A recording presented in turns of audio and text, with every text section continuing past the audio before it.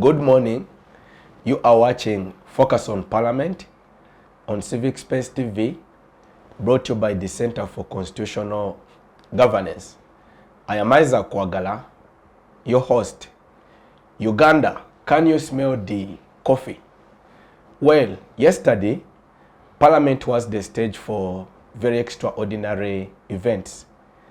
Even as the Speaker once again adjourned the House, following an intense and impassioned debate surrounding the proposed Coffee Amendment Bill of 2024. Also, in this week, Uganda played host to the session of the regional East African parliamentary sittings that is now underway in Kampala here. On today's edition of Focus on Parliament, we reflect on these two major developments and discuss the implications for the country's socio-economic and political outlook. I am now joined by a panel of distinguished personalities whom I have the pleasure and the honor to introduce to you, our esteemed viewers. Let me start with Honorable Lyandro Komakech. Honorable, I don't know if I get that right. You're most welcome to the program. Yeah, thank you. My name is Lyandro Komakech. Oh, yes. Yes, a former member of Parliament standing in for Gulu Municipality, now a city. And of course, the former chair of the Greater North Parliamentary Forum. I'm now a recovering scholar, consultant at large. Yes. It's a pleasure to have you, Honorable. Nice meeting you. Next to Honorable is Comrade Christopher Okidi, who is a lawyer by profession and the founder of the Kampala Analytica, a research and political policy think tank. You're most welcome to the program. Well, thank you so much. Besides, law is just my second profession. Okay. My primary profession is political economy.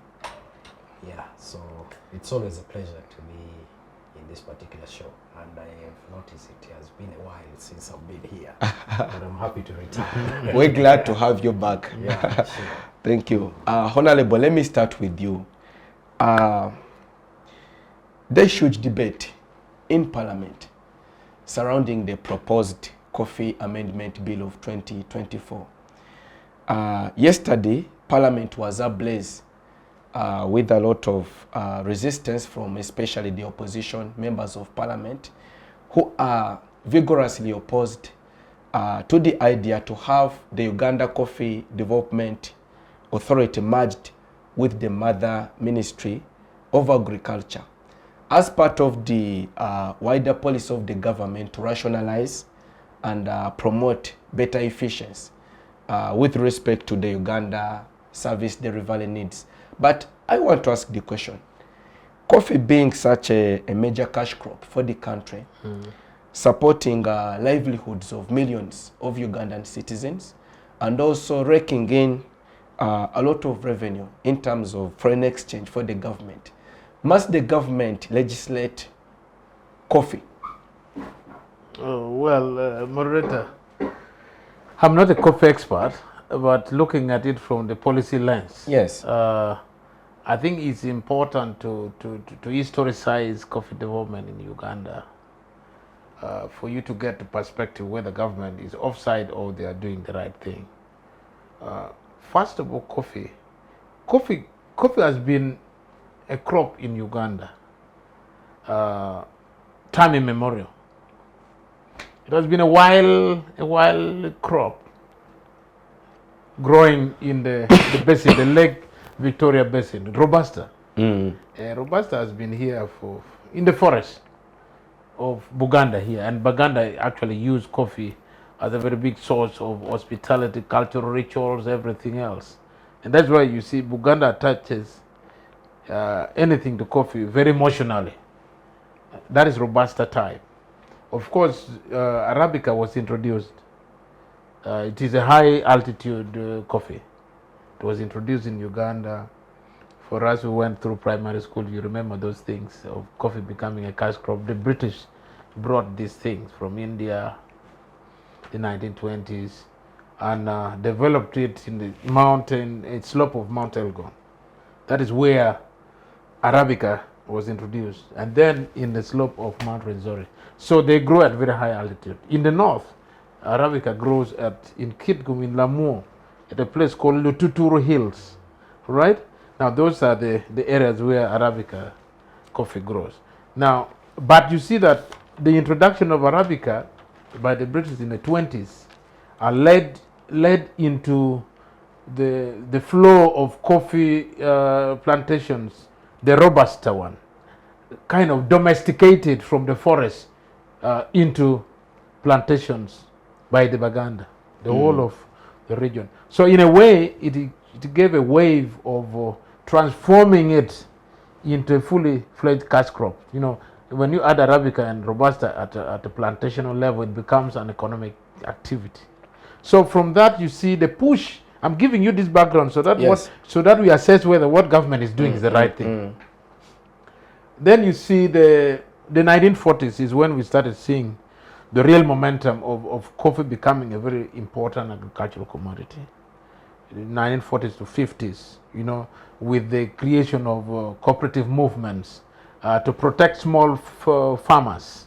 You know, in Buganda here, those small farmers could only be protected well by the introduction of cooperative movements, which eventually led into the introduction of Uganda Cooperative Bank, which facilitated the trade in coffee.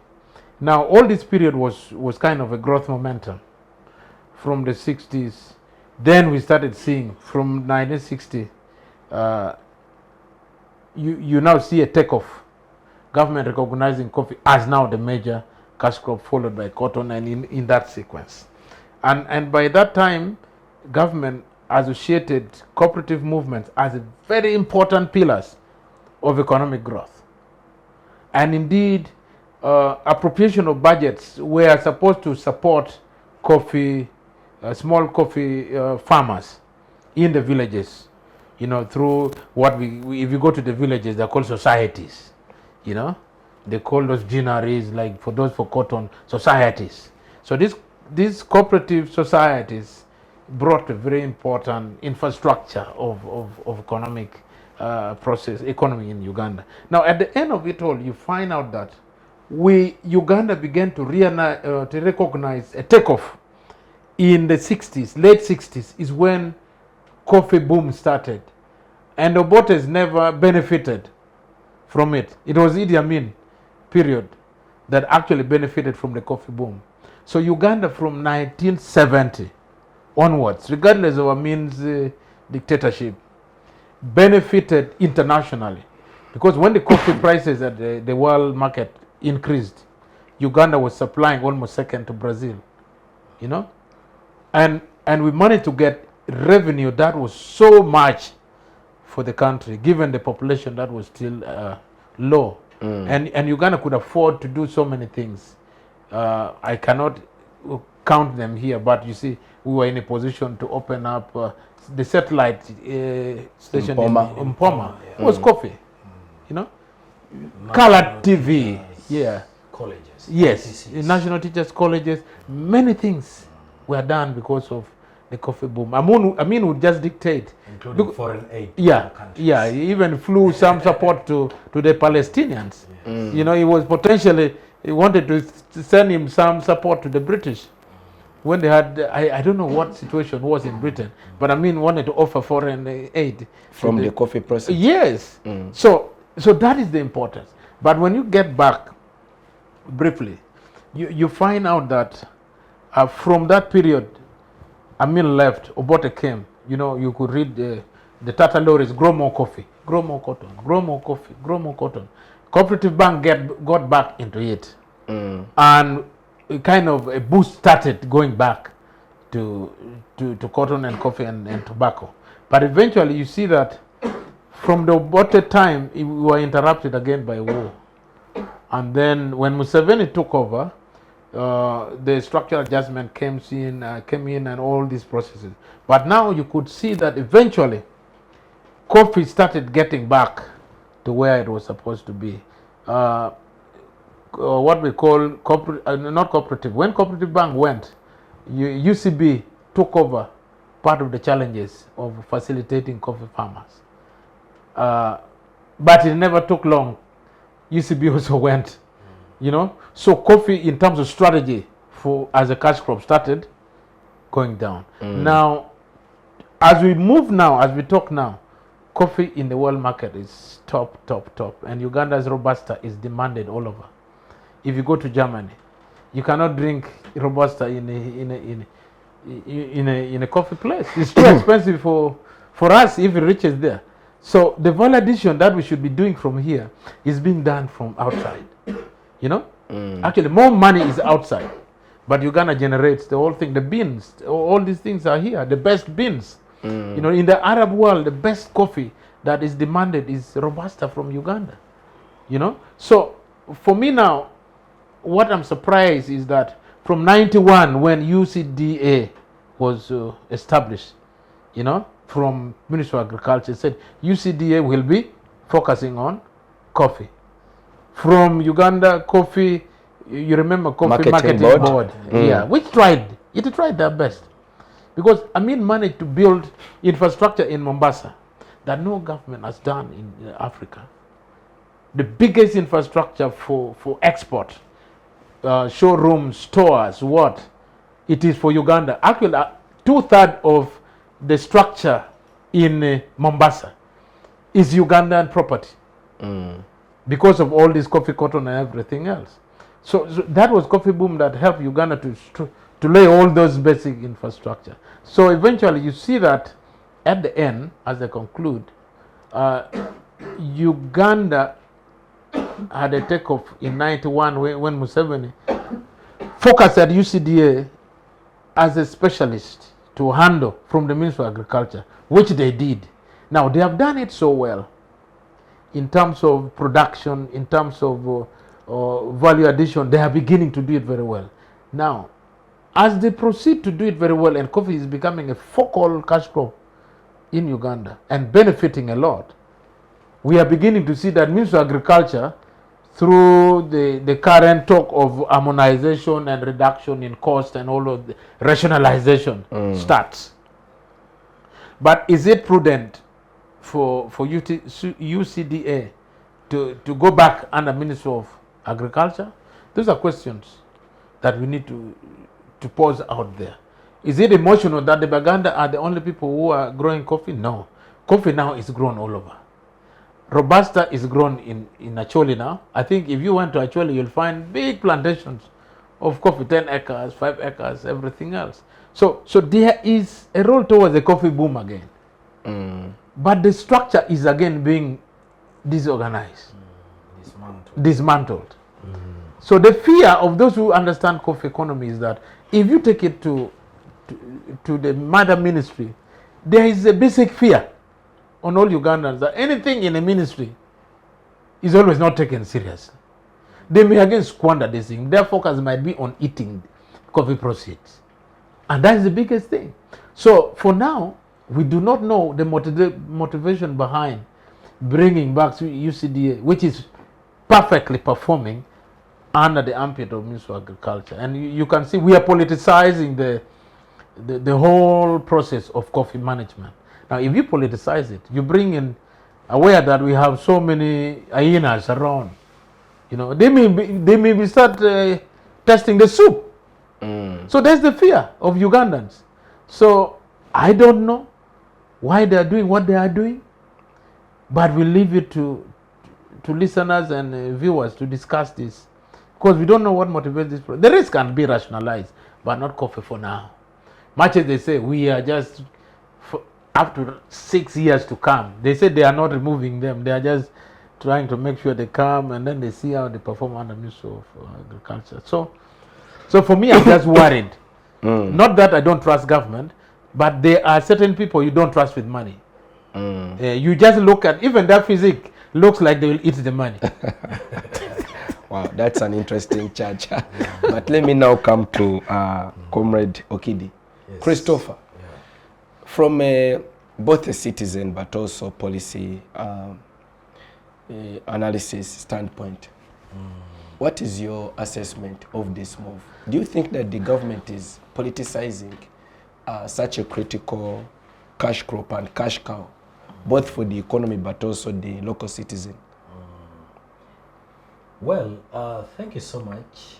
First of all, I must appreciate Honorable Lyandro for giving very good historical context around coffee, because I think that is how, even if you had told me to be the first to start the conversation, I think a historical inquiry on coffee is quite important, and which I think the Honorable Lyandro has already saved us, and therefore I will focus on the political economy aspects of the entire what we see, especially happening in Parliament within the broad schema of governments, of governance, public administration.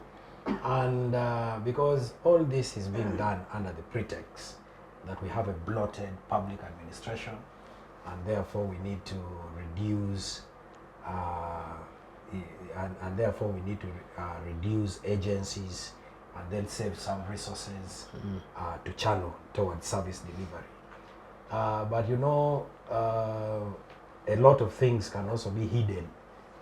I am one person who usually likes to talk about the hidden stuff instead of focusing on what everyone is really looking at. You want to unravel it? Yes, because one thing you need to know that coffee is a tool of empowerment.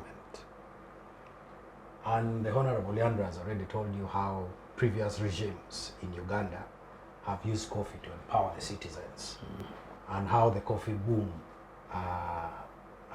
and he has also given us an analysis of the coffee boom vis-a-vis the economy and also governance outcomes in the country. So coffee is potentially an empowering tool to empower citizens, especially when you link it to cooperative economics. Like we've had the cooperative movements around coffee, around various cash crops. You will definitely see that coffee, that linkage or that intersection of coffee and cooperative economics definitely made the economy perform better.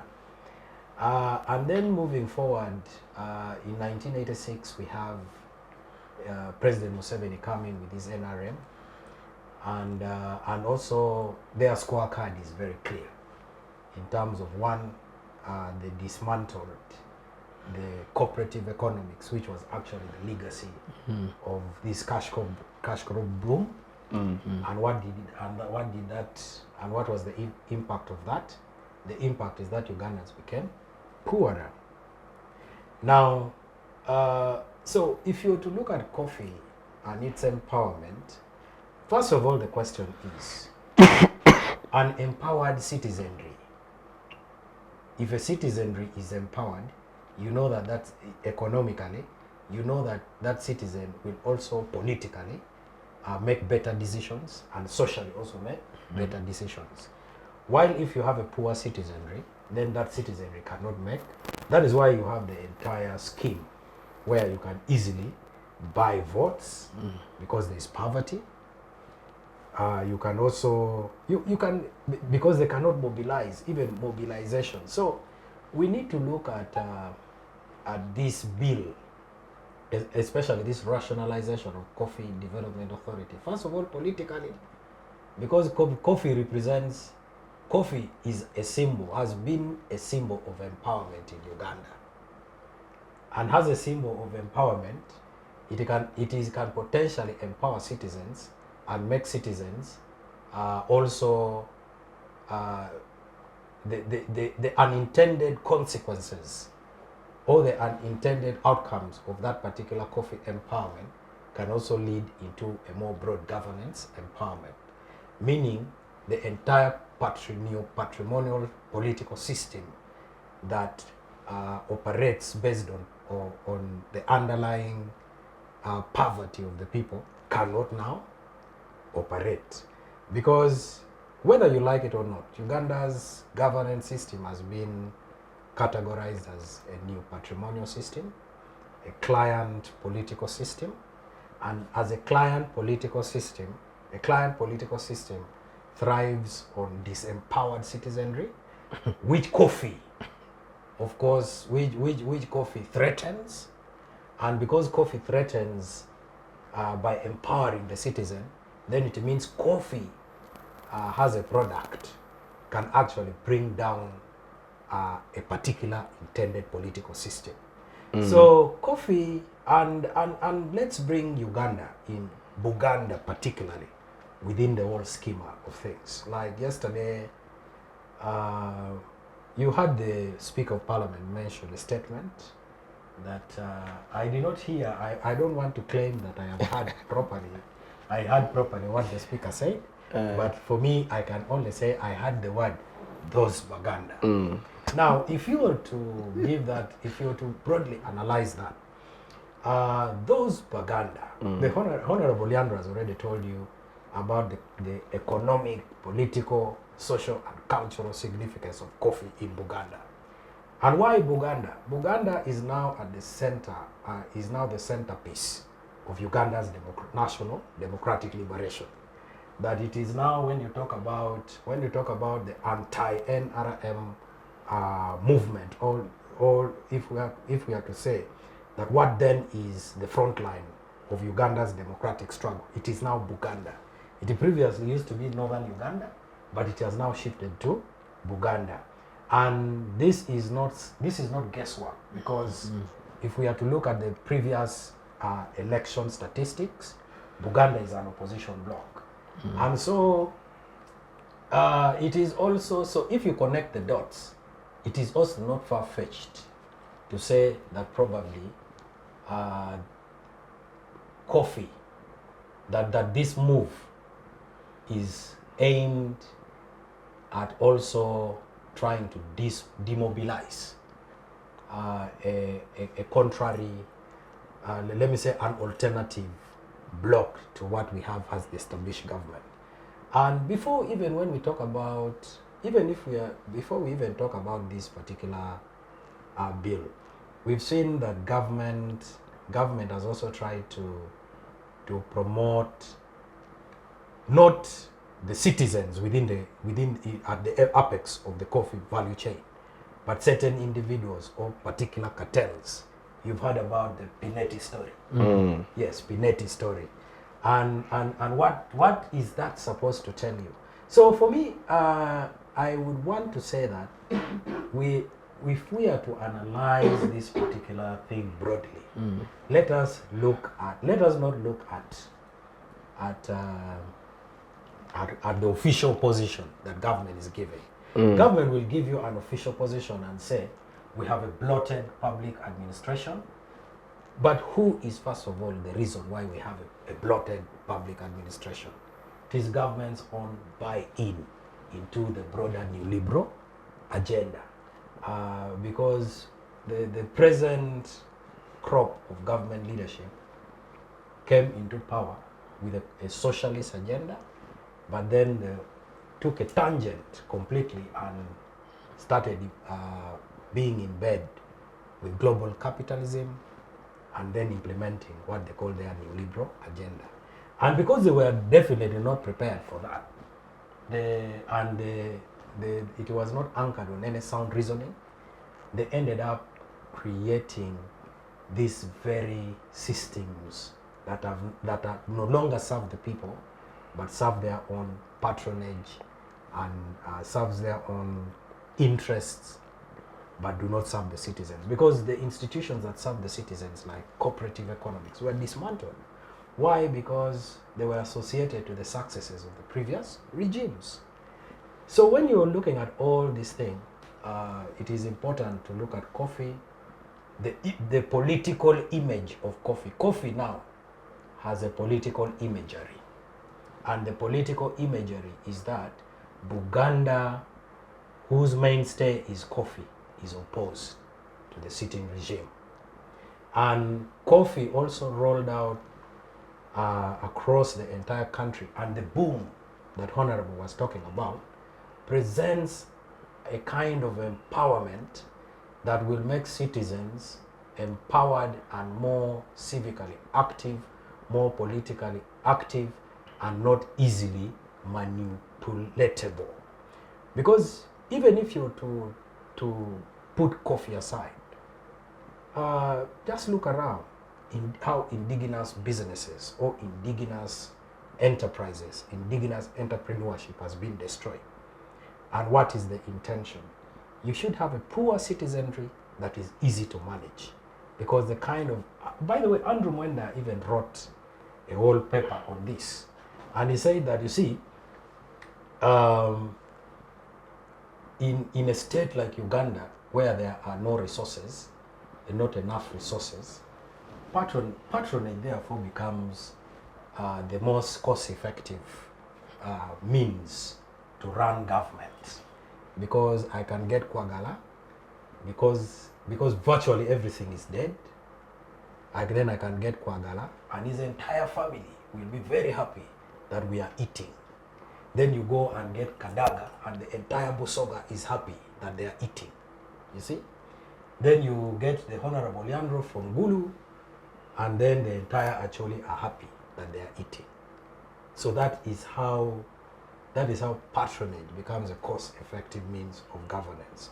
So one thing is that in terms of who gains and who loses in this entire thing, the citizen will definitely lose, because coffee is one thing, because coffee is one assured market, because coffee is an alternative, by the way, to marijuana.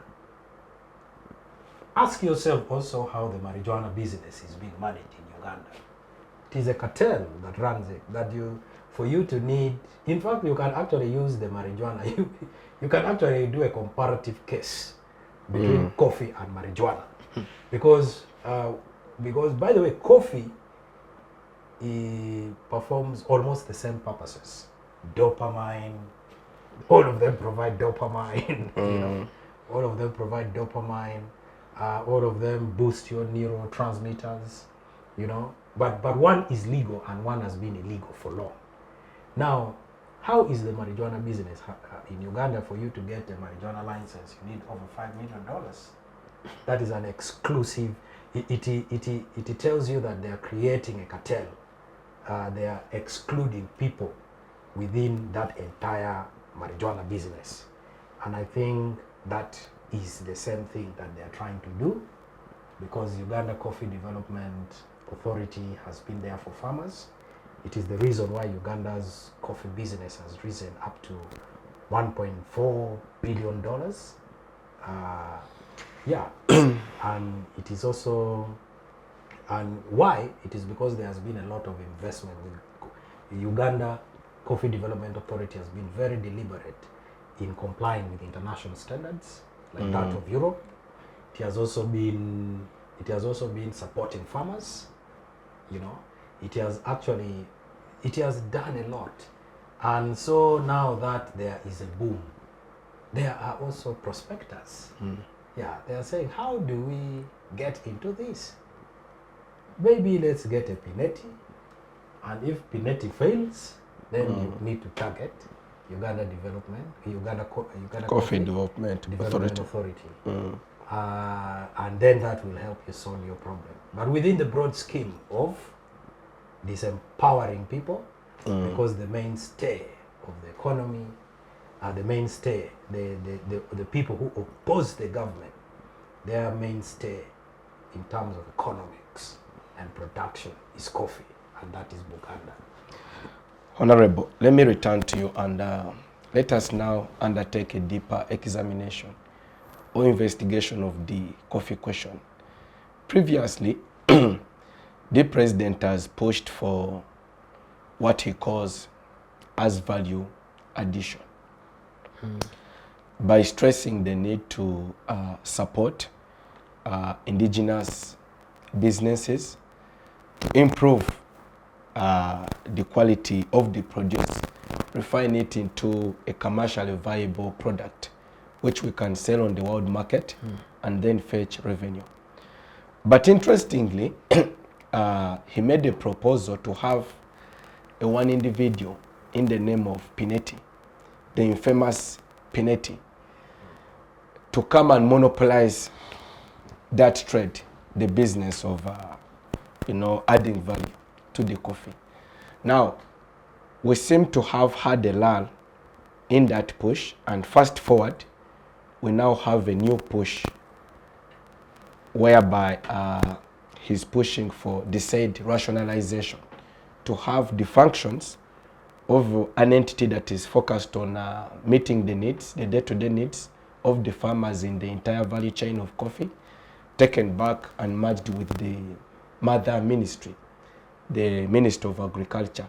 But the question I want to ask is this a reflection of a disjointed government in terms of its strategic thinking? Because whereas they seem to be saying something else, the actions seem to not resonate with what they are saying. So how do we navigate this as citizens, as a country? How do we ensure that coffee is commercially viable for the Ugandan citizen? Moderator, we seem to be, I don't know, even basic economics would dictate that what is being done should have not been done.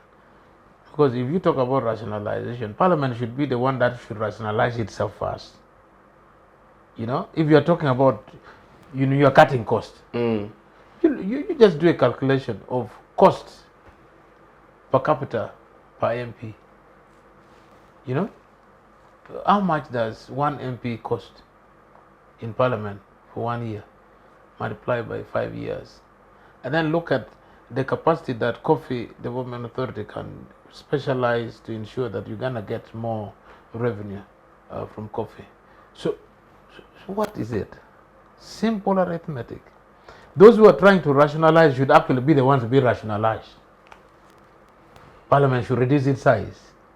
So for it to be very relevant to speak about rationalization of agencies, you know? And I don't know, UCDA is a success story. If your child is performing very well, basic common sense, P1, P2, P3 to P7, passes so well, goes senior 1, 2, 3, you know, and it's going on and on. Do you need to reverse that growth? No. You promote the child, you promote. But now, to rationalize UCD and say, well, they are going to be a desk or a department in Ministry of Agriculture, you are completely going to rationalize or restrict their capacity. Because by that time now, the decision they used to have, which was technical decisions to do things, will now be controlled. The older wings will be clipped. You know, the ministry is a policy body. Leave the other technical thing and only supervise them and see their performance and move on. Look at Uganda Communication Commission. Do you need to push it back to Ministry of Information? Yeah? It is a specialized agency that is focusing on very serious stuff. All national water. Yeah, all national water. National water makes a lot of money for government. Is it bad to make money? I thought the reason why they were given a specialized role was to make more money. Now they are making it. And you are very annoyed that they are making it. I've never seen a parent who becomes very annoyed because a child is excelling in doing very good things. Now, so this one, I don't know what theory can explain this behavior. Whether in social science, whether in law, whether, you know, I think this needs to be studied. What we are doing needs to be studied. Because we said, okay, liberalization. Now we would want government to remove its hands from doing business. We would want now agencies to do business on behalf of government. You know, that agenda was pushed. You know, let us liberalize the economy. Let the market forces determine supply and what? Demand. And demand. We went through it. Now, when we say, okay, you can moderate the market forces by as a regulator. Yeah, by regulating. Yeah, Deregulation. yeah, by deregulation. So we said, okay, let's do that. Now, when we are now taking off, it is like someone bewitching us. You know, Baganda have a saying. Eh? There's a Luganda word about bewitching. There was someone one day was talking about somebody's bewitching Ugandans. ani akologa Uganda. Eh? When we are now taking off is when some which I don't know how to explain it. So for me, I don't advise government, but I'm forced to advise government that I think even a primary one knows that coffee in terms of examination of P7, which is coming the end of this month, the first week, they are going to be examined on coffee and cotton growing and what the curriculum has changed. So these kids now think very broadly. How are they going to write this examination on coffee when the whole debate on coffee has completely gone upside down? UNEP has a challenge to examine these kids. So the biggest task to advise the Baganda farmers, because they have been in this thing for centuries and they are not believing in government ministry because of corruption that we have experienced through other ministries. That is the greatest fear.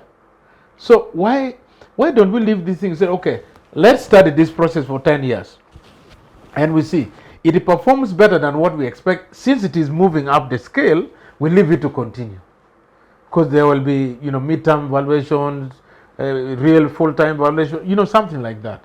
So Parliament should have addressed itself into actually studying the coffee sector at a very technical level with experts who understand what coffee is.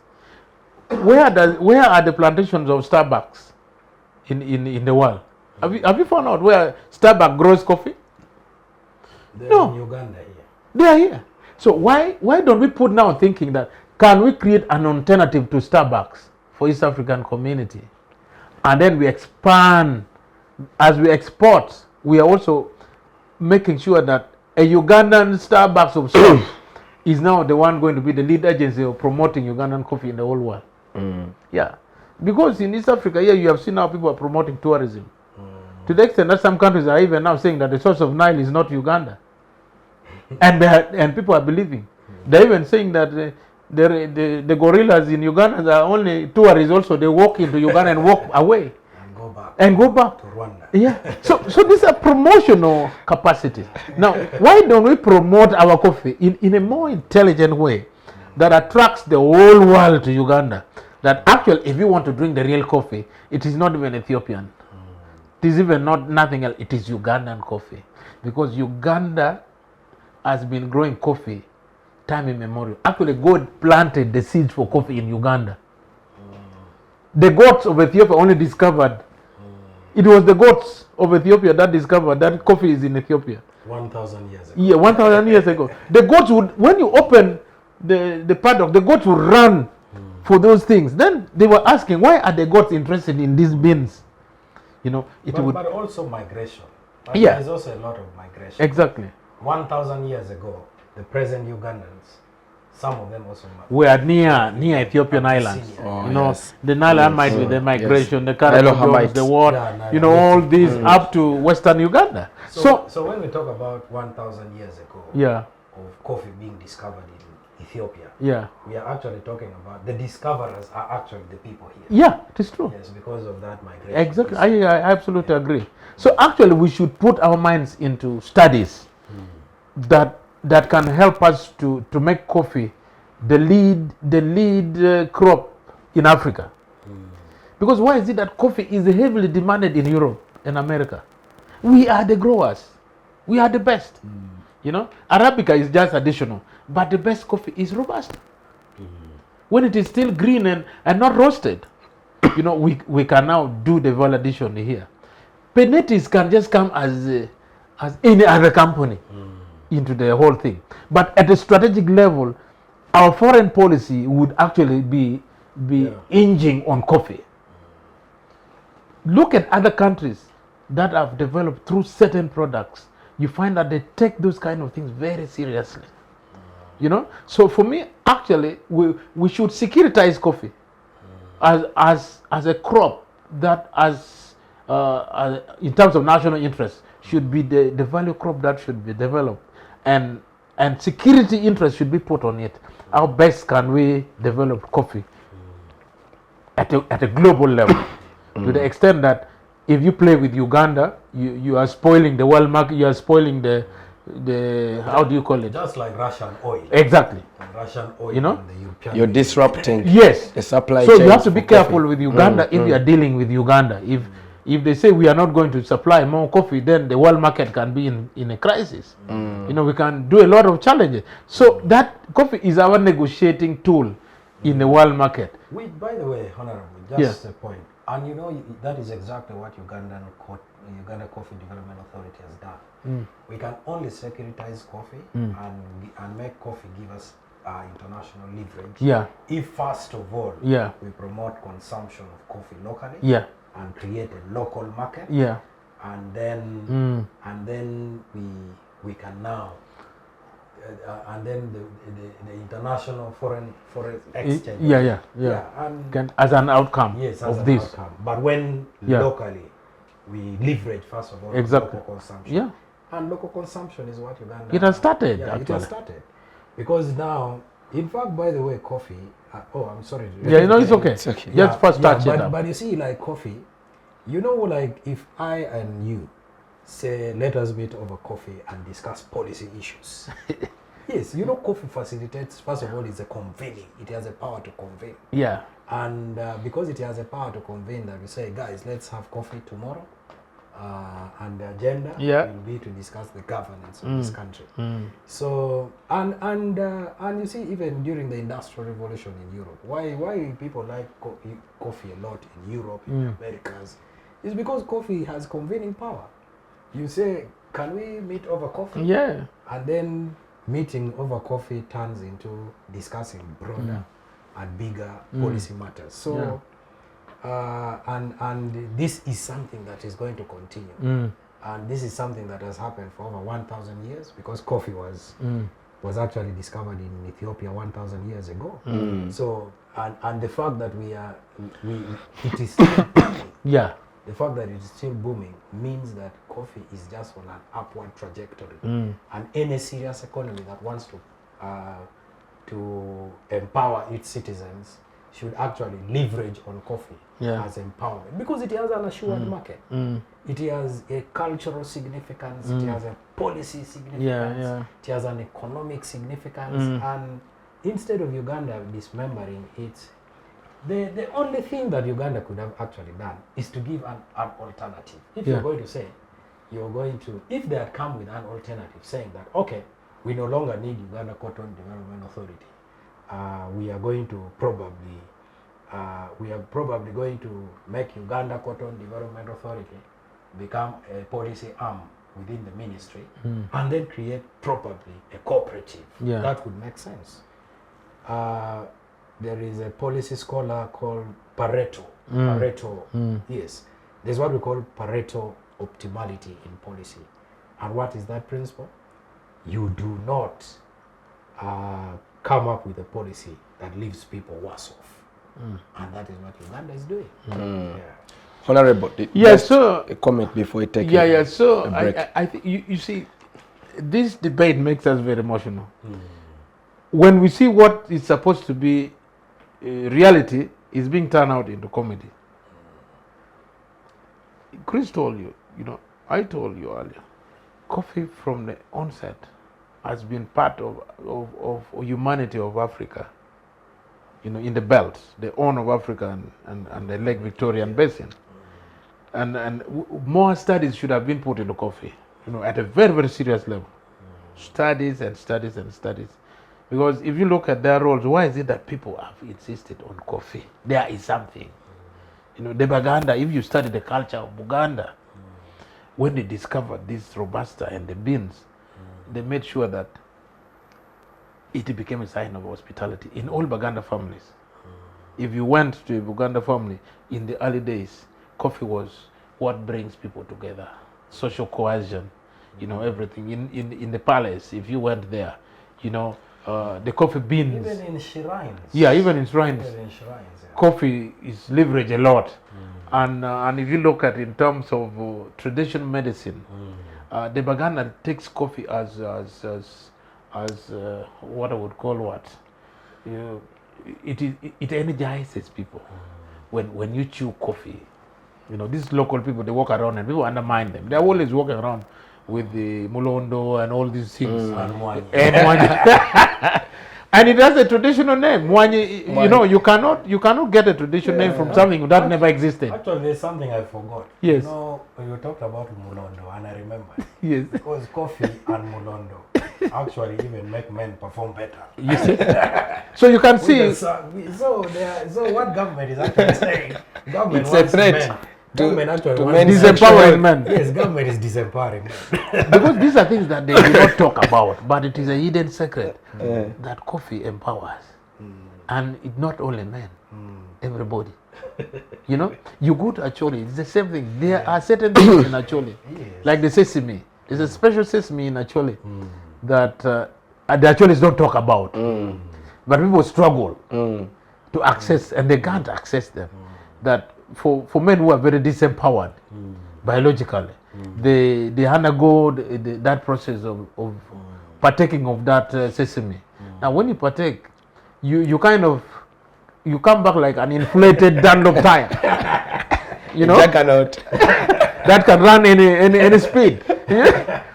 Now we were thinking if you add coffee, now these are science. If you add coffee with sesame in a complex brand, this is traditional. oh yes, science. yes, traditional society. So, you make this brand. Yeah. I'm telling you, the men of Europe will all be with the air tickets here. And Uganda would sell, and these are things which have not been open to the public, but they are there. Actually, a cultural market linkage. Yeah. Is what Ugandans is now what government should be. In fact, the discussion in Parliament. You see, but the problem is also, you see, the standard language of a computer is giggle. Yeah. Garbage in, garbage Out. Yeah. You have a garbage Parliament.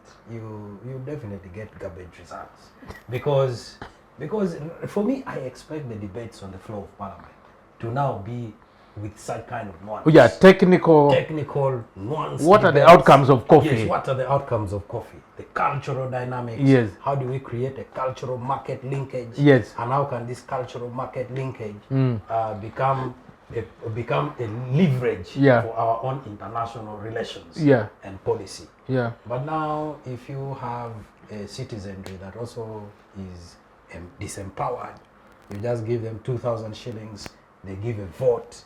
And so we are just paying for the fact that we have taken our governance and politics unseriously. Thank you, gentlemen, for your. And then lastly on that, Yes. you this coffee stuff will not end. The debate is on. We may just adjourn here and continue outside. You see, when you look at how coffee has benefited families, I will not only equate it to PDM. But coffee as a cash crop, leave alone as a food crop, and also as a traditional medicine and all its aspect, has pushed Uganda to a certain level. But you see, we have failed now to sustain an honest coffee at international level. We still export the way we export, right? Carry it from the granary and go with it, you know. And here, domestically, we are not empowering. Scientifically, the more discoveries and thinking and putting more innovation, putting more funding into what the scientists can come out with. Now, my biggest surprise when you fly Uganda Airlines, you know, or when you're in Entebbe, do you see anything? It is MTN that welcomes us. It's very annoying. Not coffee. Yeah, welcome to MTN, eh? Which is when you drive a bit Coca-Cola. Then after Coca-Cola, then you find the Pepsi competition. Yeah, the Pepsi competition. then after KFC. Then KFC. Surely, can Parliament debate such kind of strategy? So at the end of the day, coffee becomes a non-issue. Instead, Luwombo, not Luwombo. What is served in a plane? It's called what? The banana and this.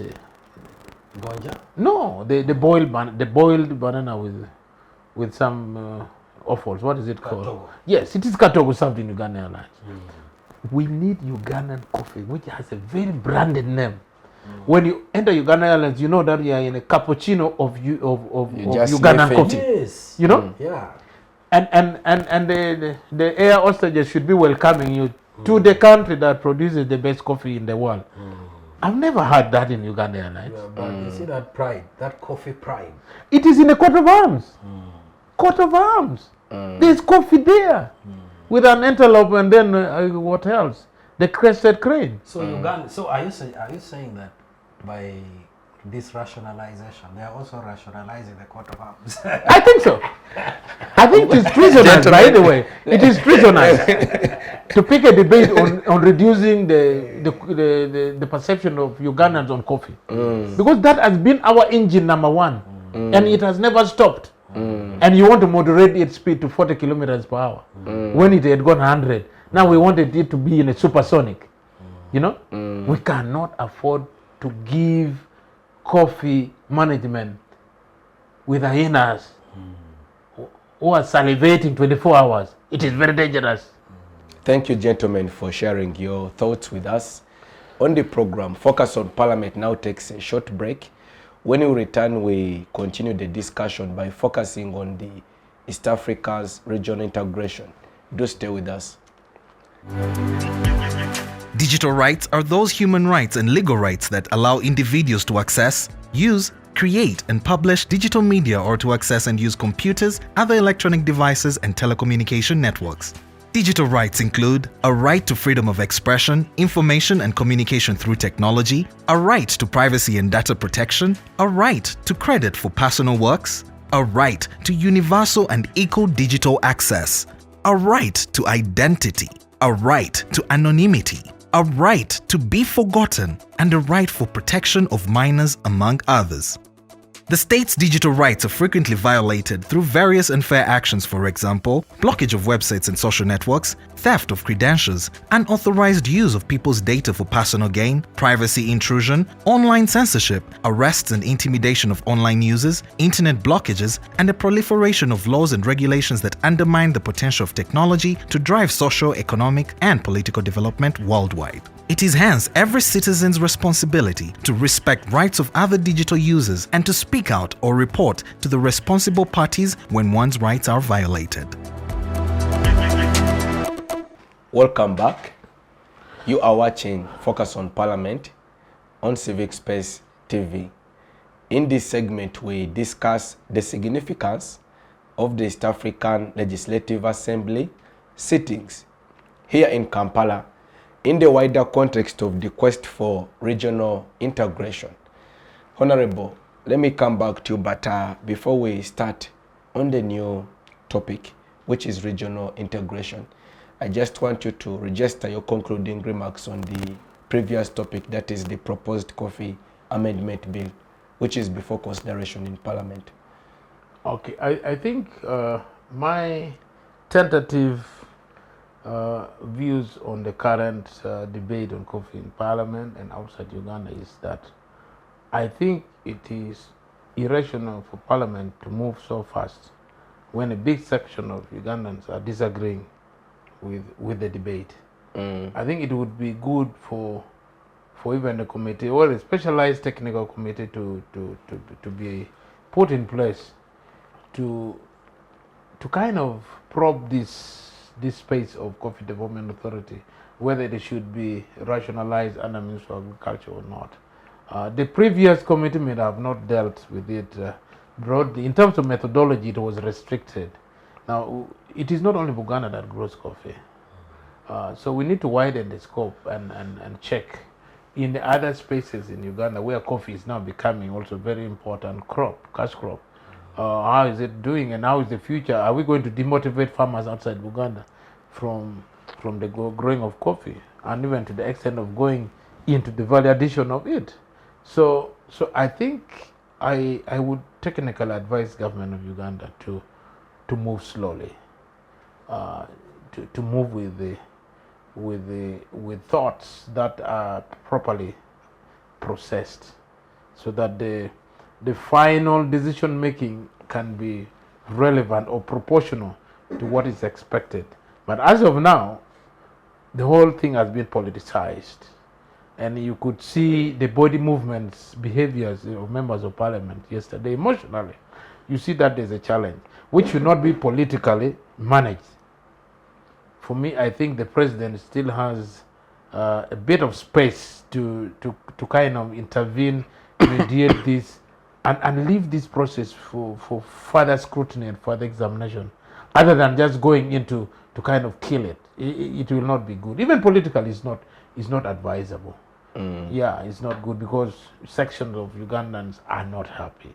It is not. So for us, we shall remain in the kind of a posture of continuing to have these debates, regardless of what Parliament will decide, and we shall keep this. And I think this has been the best way of awakening Ugandans on the importance of coffee, which should not be concluded just because of the debate in Parliament. It should go beyond, should go beyond that, and those who feel that the debate is not lost should continue with the struggle, and it should be technically driven and not emotionally driven, the way it has been seen on the floor of Parliament. Yeah. Thank you, Honorable, for your thoughts. Yes. Yeah, if I may also conclude on the coffee issue. For me, my only advice is that Ugandans need to look at this particular coffee issue and rationalization of Uganda Coffee Development Authority. The framework analysis should be to look at the political imagery of coffee currently as one, a symbol of empowerment, and has the mainstay of a region that is already opposed to the sitting government, and also within the broader framework of government's policy, the NRM's historical policy of disempowering Ugandans, because if there is any political organization or political regime that has ever been in Uganda that has disempowered the citizens, then we know NRM is part of it.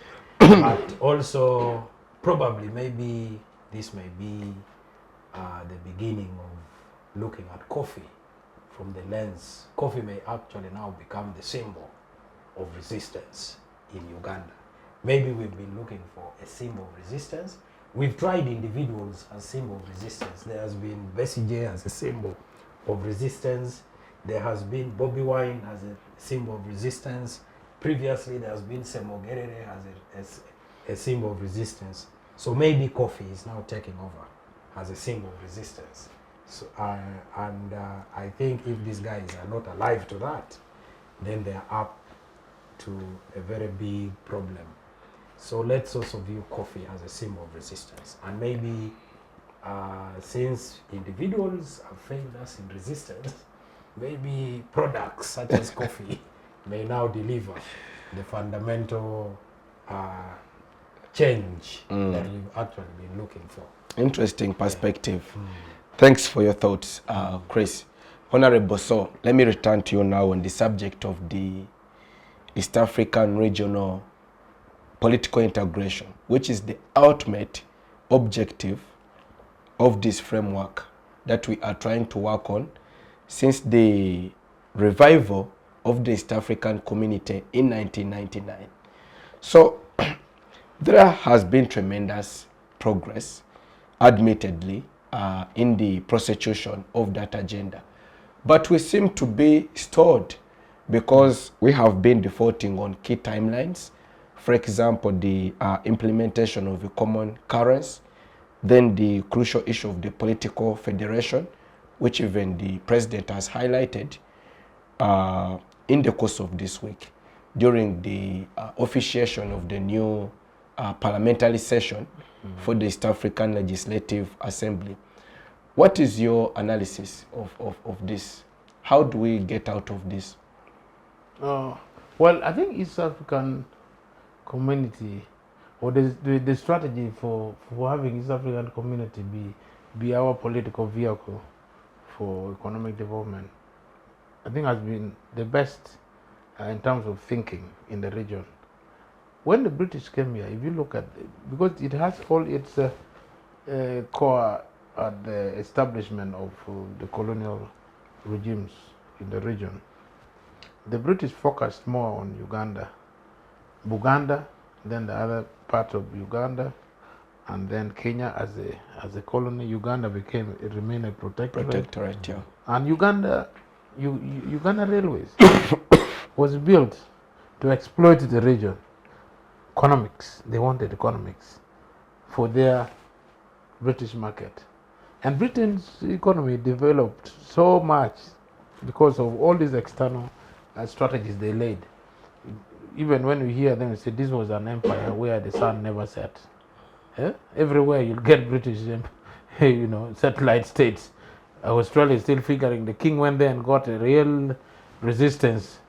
And the people of Samoa, then the people of Australia are saying, no, when are you getting out as head of state of Australia? They still have them. Actually, even in Canada. Yeah, they are still New Zealand. kind of leveraging the politics of Canada. So it's a strategy in terms of the foreign policy, which we don't see here. We want to just like throw coffee when we are in the debate for coffee. So when you come to East African community, the British themselves established infrastructure of exploitation. And this infrastructure was, how do we build roads inland to extract raw materials, to take to our place, the Liverpool market, the Manchester industrial complex, all these things. Lancaster. And so Bristol, So at the end of the day, they said, okay, having surveyed Uganda with the explorers' reports at the anthropological level, at the economic level, social level, I think the best thing is to build Uganda Railways. Once it is inland, we shall suck everything from in out. And that is when you hear of Uganda Railway, it was not Kenya Railway, it was not East African Railway. Actually, when I was in a committee of foreign affairs, when we went to Mombasa to look at Ugandan properties, we found out that even Uganda railway line was the property of government of Uganda when the British left. The entire track? The whole track. From Kenya? Yes, because the funding of Uganda Railway was from Barclays Bank loan, to the government of Britain.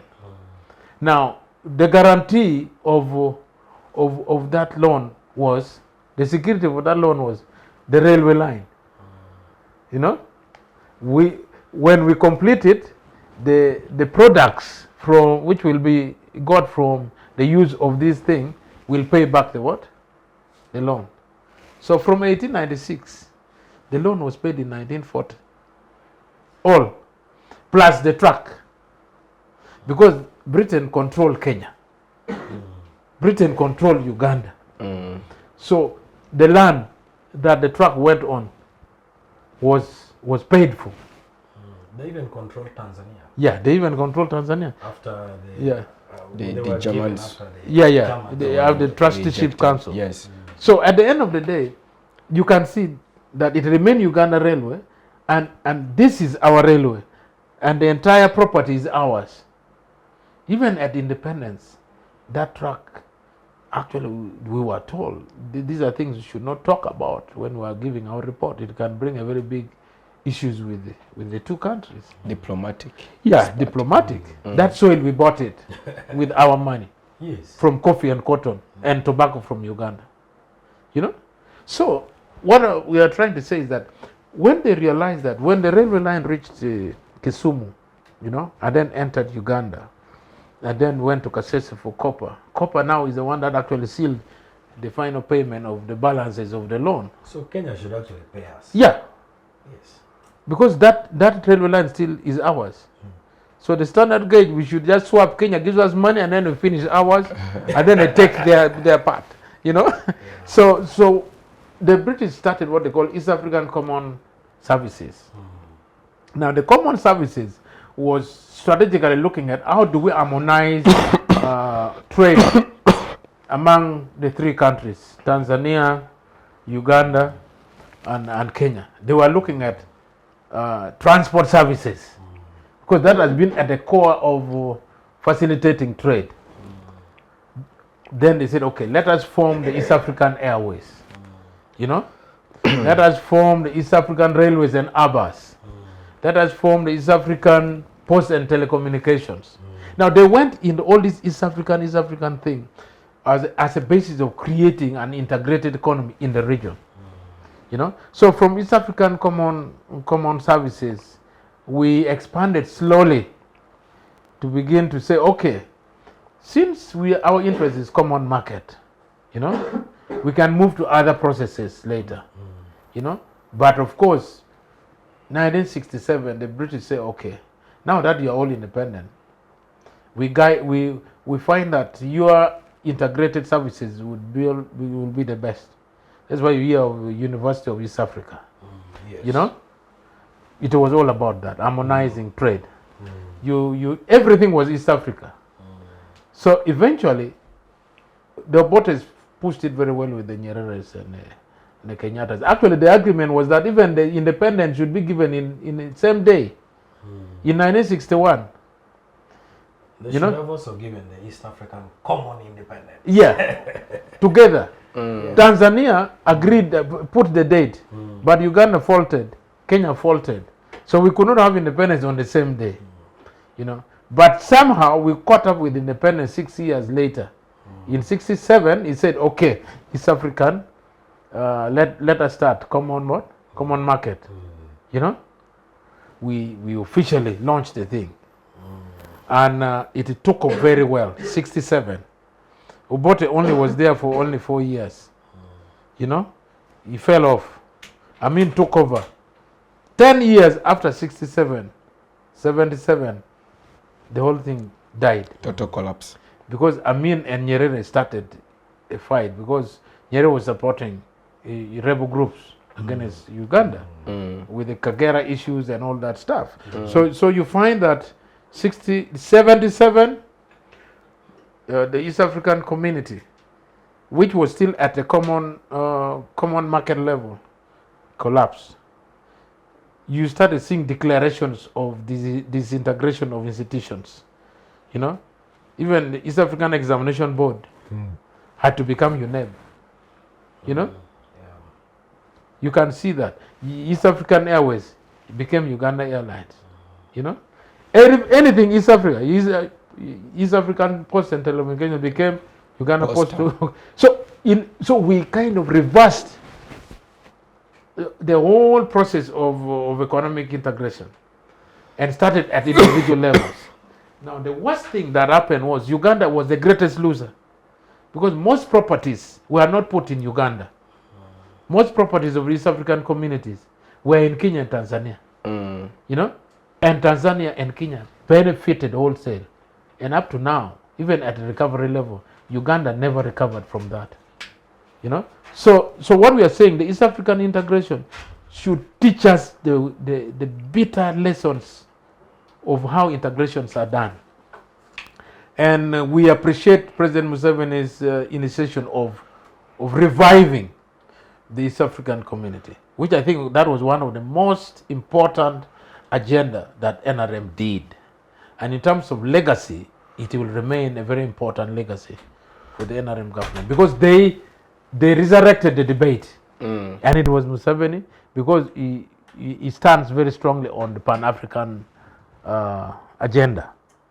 So when it started, they gave Katigaya to initiate the process of negotiation, which culminated in the signing of these declarations and beginning to formalize through the heads of state summits and launching again what you stated with the East African community. Now for me, they have moved from, while we are in the East African community, our interest is to go beyond common market.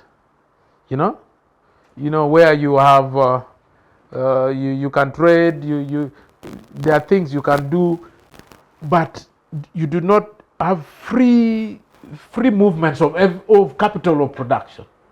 You know, because where you have production, factors of production cannot move freely, you cannot say you are moving. Other places they are saying no, we want labor work permit. This one said okay, you can be free here. So labor movement, freedom of movement of labor in the community much as it has been legalized, it is not moving. You know, then you look at the aspect of moving from a common market, which is all agreeable. We cannot move even to economic union, because if you are at economic union, you now agree that the monetary structure, infrastructure, should be harmonized. We moved to it theoretically.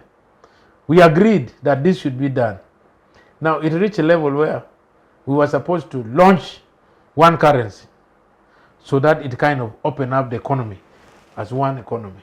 Now it cannot now move because everybody is saying that all the East African countries are at different levels of economic development. If we launch this, then Sudan has a very big challenge with its economy. You know, Congo has just entered. So even the entry of many countries, 4 more countries on top of the 3, there are now 7. Even now Ethiopia wants to enter. So what we are seeing here is that the sequencing of progress is very irregular. It is not accepted by the summits as one thing that should move, because the political interests are all now differing. And if you look at further, you can even see that President Museveni is moving towards political federation. Kenya says no, let us remain in the common market for some time. Tanzania says no, I think we are good with the economic union. You know, because economic union is a key determinant of political federation. So the East African Legislative Assembly should actually be the engine to push these processes. And we do not know at a strategic level what issues the EALA MPs from Uganda are supposed to engage in with a lot of effort, because that is the harm that can now help us to move a little faster.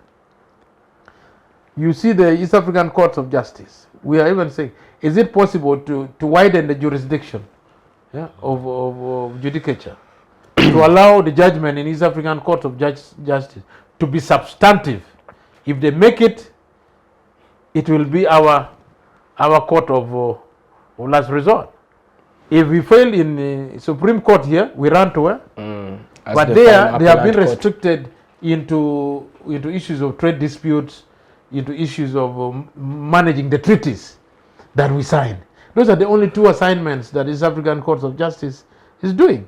So at the end of the day, the bigger power of jurisdiction are still being restricted because we do not have a political federation.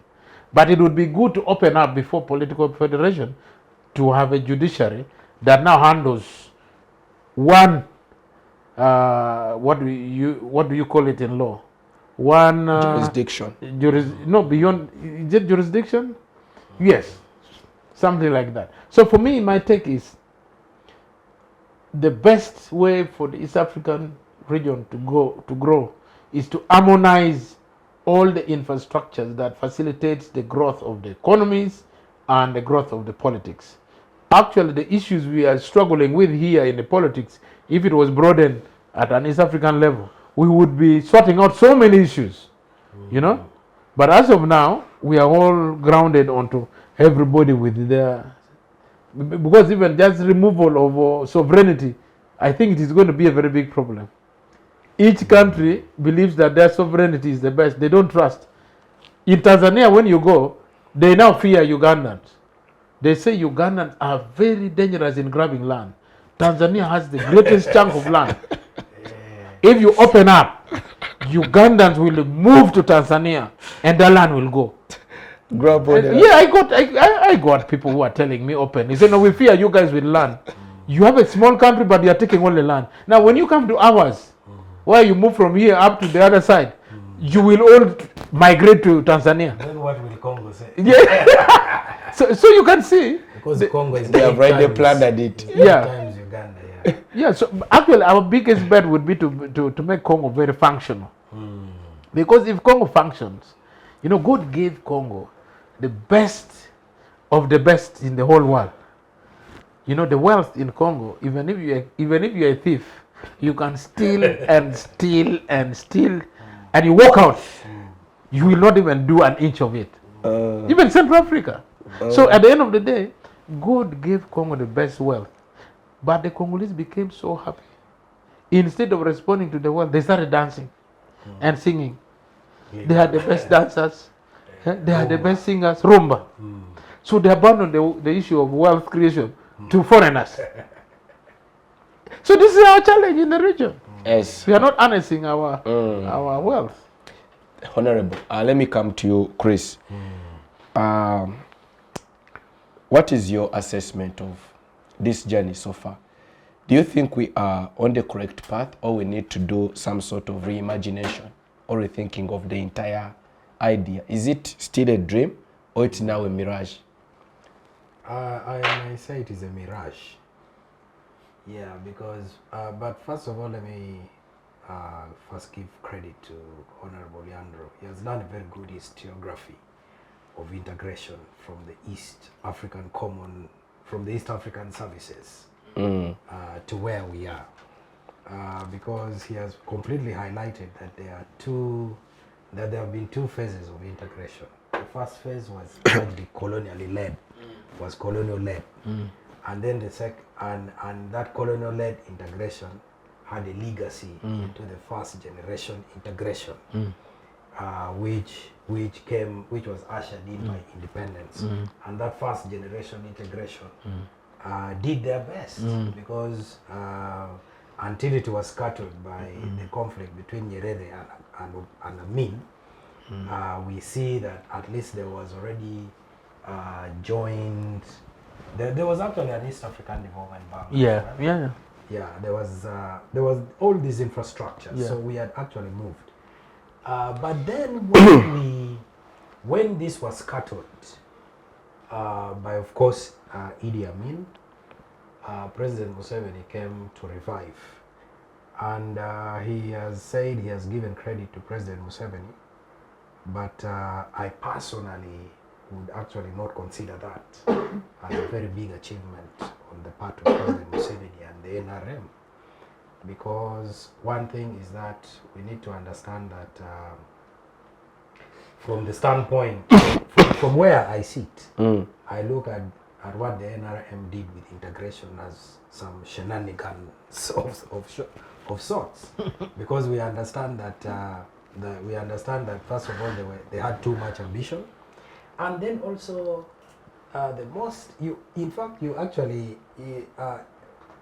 it is very important to look at NRM for President Museveni's actually what we call the second generation integration, where the motives are altruistic. That should actually be the biggest question, because we have also not seen that. We have also not seen only that happening on the lens of reintegration. What we have also seen is an open door policy of forced displacement and refugees in Uganda. And when you read also President Museveni's various missives and you put them into particular contexts, his linkage of Afro-Asiatic, Uganda's Afro-Asiatic linkage, the linkage of the people of Uganda with various other ethnic groups, for example, Rwanda, for example, Burundi, you see, then you will actually find that NRM's integration has a particular identity lens that it was supposed to serve. It may have not been regional altruism. It would have not been the altruism of regional integration. Because what do you see that again? You also find that there's complete opening up the country to other forced migrants without a proper policy and regulatory framework. Because Uganda's refugee policy only came in as late as 2007, when they had already commenced the reintegration process. And that was the act. And then the policies is a recent phenomenon, as late as 2010 and 2020. So when you're placing Museveni within the regional integration context, you also need to dip a layer further in terms of understanding his politics, because all these things play within President Museveni's broad politics. President Museveni is someone who studied in Dar es Salaam, And having studied in Dar es Salaam, he met many of his other colleagues like Garang. And so he supported their rebellion. Garang was at Dar es Salaam too. Yes, Yeah. Garang was at Dar es Salaam. So President Museveni supported their rebellion against the government of Sudan. I'm not saying that his supporting of the rebellion was bad. Every one of us knew that the Arabization policy that the northern Muslim elite in South Sudan were imposing on the predominantly Catholic South Sudan, which also the British, through its Anglo-Egyptian condominium, had neglected, was actually a very bad thing. And so that kind of solidarity to those liberation movements were good. You see? Yes, but yeah. So you need to, but you also need to question that when did that relationship start? It started at Dar es Salaam. You see?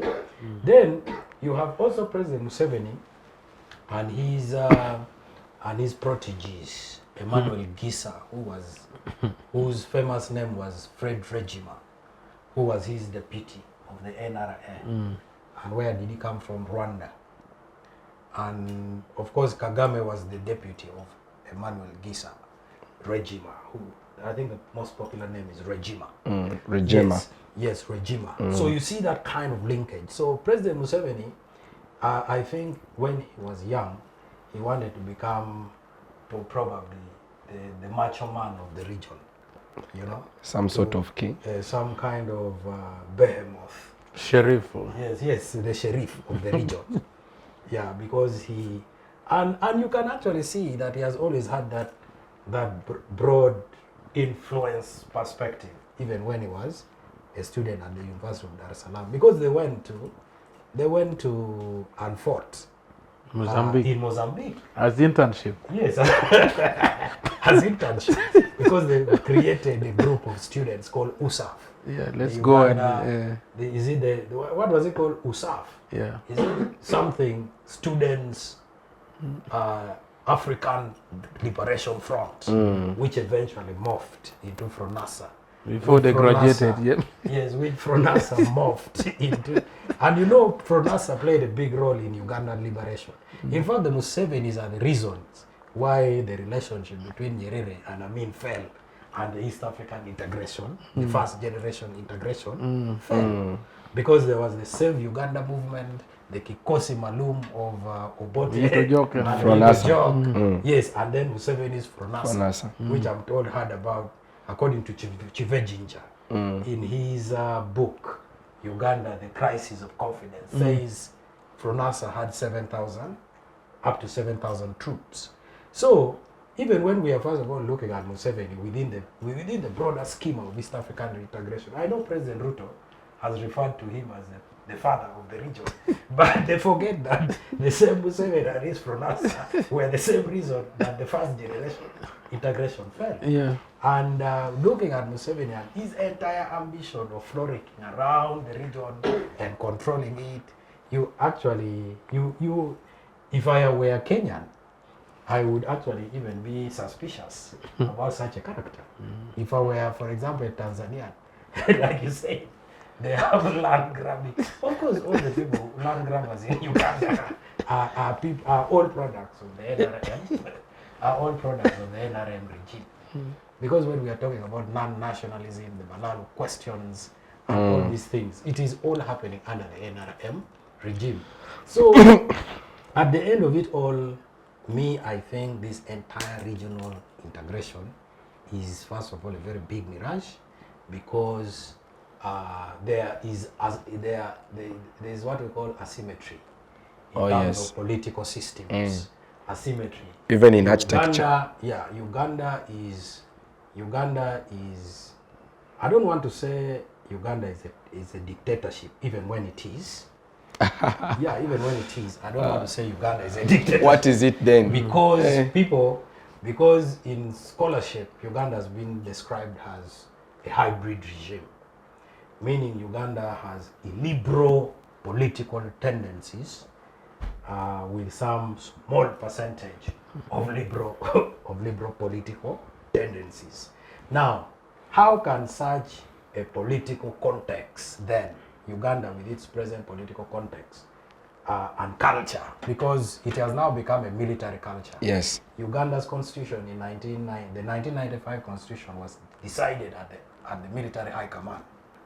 And now, juxtapose this to Kenya, which is a thriving democracy, which can even annul an election, which can even impeach a deputy president, which can even, someone actually said, I was following the arguments of Omolo Tiende recently before the Kenyan Senate, and he said that, you see, Kenya's democracy has grown.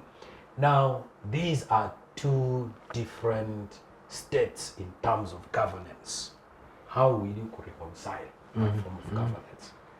Uganda is headed into a succession where President Museveni's son feels entitled that he needs to, that he's the rightful heir of his father, including his seat. How can then such a country integrate politically with Kenya? So beyond the facade and the rhetoric and speeches, we need these cold-blooded analytical examinations of these political systems, economic frameworks, even economically, first of all. Uganda is a 40. I'm told, by the way, that Uganda became a member of BRICS 2 days ago. Yeah, and that is another something is significant development. Something is completely unimaginable, because and you know also what that means. It tells you that even ideologically, you can now see where Uganda is headed to, even in terms of its global partnership. And what is Kenya? Kenya is a proper capitalist economy, a proper democratic economy. It is an economy which is it's a non-NATO member. It is the first non-NATO member in Africa. So ideologically now, these two countries are completely on a different pedestal. Kenya is aligned. Kenya is now aligned to the global West, what we call the North. Actually what we call the West. Uganda and is by both. the way, yes, and Uganda is now Both. Uganda, just like Walking with two legs. It's a hybrid. It's opportunistic. Yes, so Uganda, you may not even call it, but it is typical of Uganda. Uganda is always a hybrid, you know. Vacillating between the two positions. Yes, so, and by the way, don't let anyone lie to you. The integration of East Africa cannot happen by the Musevenis wanting to integrate East Africa. Because let me tell you, we don't even have a central bank governor.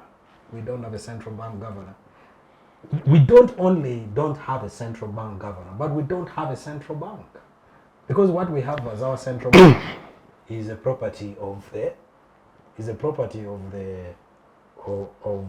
bigger economies, the Basel Committee, or probably the Bretton Woods. You see, they are the ones who determine who becomes a governor of the central bank. Uganda, and by the way, these things are not far-fetched. Dr. Suruma himself, who was finance minister of Uganda, admitted to this. He worked with Brookings. He understands all this. In fact, Uganda is still a vassal state of the British. We may think, we may say we are independent, but meaning even the British may have a say that if you're going to go into a monetary union, what about our bank? Because Bank of Uganda is their property. And by the way, Britain, even when they acquired, still remain the biggest stakeholder of the Ugandan economy. You see? We actually have a British trade envoy who meets President Museveni anytime because of British interests. You see? So we do not have the powers to decide to integrate. Now, in the context of EALA, which is sitting here, EALA is sitting here without the Democratic Republic of Congo. I don't know if you're aware of that. The Democratic Republic of Congo, I'm told, are attending via Zoom. Yeah. Why? Because they say the Democratic Republic of Congo has not yet paid up And so you can see what integration is. With all their wealth. Yes. First of all, the same Uganda has a report by the UN To pay Congo. to pay Congo. And then you're even stopping them. And then you can't Instead even of reconciling them. the Yes, you can't even advocate for them. Have mercy that we plundered this country. We have not let's now pay. we have not even paid. In any case, Uganda should pay for Congo to be part of the East African community. You see? So let me tell you, let's not have all these phantasmagoria about integration. Yeah. We are very small to even decide about the East African integration because our countries are merely vessels of other bigger powers who if they are willing that we integrate, we will integrate. But if they are not willing that we integrate, we will not integrate. You see? And no one actually should. In fact, I think I've been very blunt on this, and we simply skirt around these issues. And then also politically, we are not of the same level. You see? For us here, we still need to deal with our own dynasties. We need to deal with our own succession. Other people are already using democracy as a basis of political transition. For us, we still have to use succession as a basis of political transition. And then we are saying, we have not even cleaned our house. Where are we taking that mess, first of all? You see? We need to, first of all, accept within ourselves. And then, economically, we are completely different. Socially, we may be similar. It is from the social. And by the way, I think socially we've integrated. Many people are married to Kenyans. Many people are married to Tanzanians. In fact, the favorite women may even be Rwandese, you know, for all these countries. That is if I go by certain tweets, on the tweets that people make on Twitter. Yeah, but politically, economically, I think he still lag behind. And for me, I think that when we are talking about integration, integration should be people-centered. Maybe these small cross-cultural exchanges, maybe social integration may eventually lead to real integration, but political integration may not lead to the integration we have, because politically we are at different levels, we have different political visions and priorities. Whatever is happening is just it's just a facade. Everything is a facade. Yes, and worst case scenario is if we benchmark, for example, on the European integration, you will actually understand that European integration is more people focused, to a point that the EU Parliament, people even have a say on who becomes an EU member of Parliament. And so EU elections, even political parties campaign, and then you Strongly. find, ideologies compete, you know. But here, EALA has remained an elite focus that even local people don't know what EALA is. I'm sure many Ugandans are not even aware that there is an EALA sitting in Uganda. They are more focused on coffee, which is a commodity that they relate to very well. Thank you. Honorable, I'm afraid our time is fast spent, but Okay. please, your concluding remarks on the program. Well, I think part of some of my analysis has been a normative analysis. Chris gave a deeper epistemological analysis of what this African community has been, right? And I think when you hybridize this debate, then you find that even from the normative perspective, you get still challenges. Even when you go to the ground on what exists, what is there, the ontology of the whole knowledge, you still get challenges. So what do we do? You see? So that means the whole thing, even when you go for, he was talking about East African Legislative Assembly, which is one of those core institutions that should facilitate the integration. What is the debate? in Arusha, you know. If you talk of social integration, you can see. My wife comes from Kenya, from Kitale, though they have their other homes in Sebei. So you find that actually the urge in East Africa is the communities are themselves now drawing the agenda for social integration. That you rather have a basic community integration which can shoot up to the East African community instead of going to Arusha to have bureaucracies or protocols that bring the countries together, you know. So the people-to-people relation is actually driving this agenda better because of the open, you know, border trade and all other things that allow this, even through educational institution in the region. Makere University is open to many, Kampala International University. So you see these movements of students is actually being more relevant to the integration process than the formal process. So for me, I think there should be a review by all the parties that where are we in the reintegration process at all levels, whether economic, political, social. You find out that even at the common market level, there are things which are still overlapping, and yet we say that we have moved away from the common market to now custom union, which we are not even effecting, you know, because from the common market, there are many issues of protocols that should be implemented. They are not implementing. You come to the custom union, there are many things that should be implemented. They are resisting by all the member states, and yet they have agreed at summits, you know.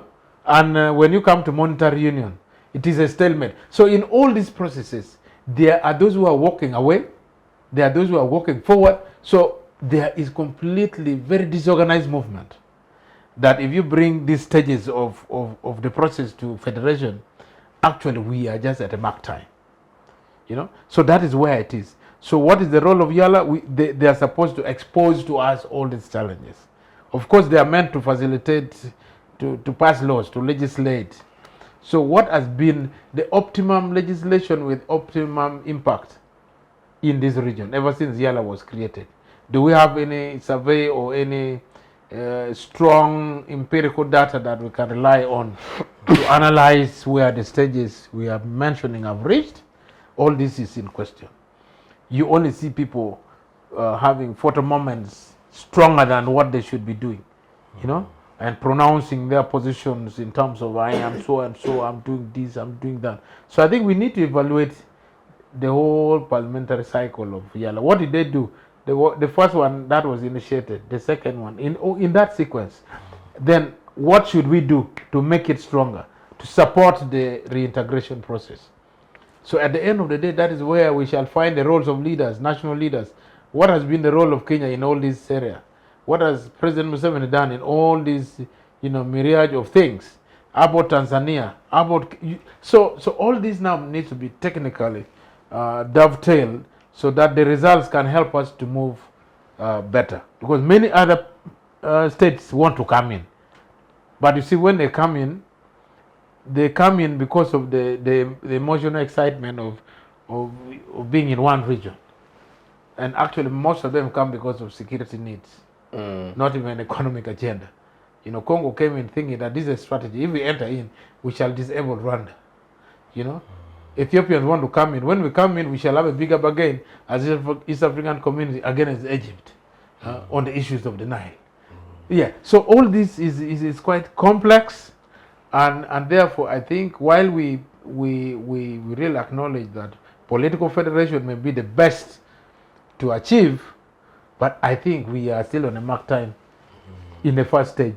Because our sovereignty debate, it is going to be very difficult for people to secede their sovereignty, even at the level of the judiciary. You can see how they fear this African court, you know, because if East African court is empowered to have a jurisdiction of the entire East African community, now the integration will even move faster, because you will be knocking out so many things. Any election issues you take to, they are knocked, you get out of power. You know, but now we are here.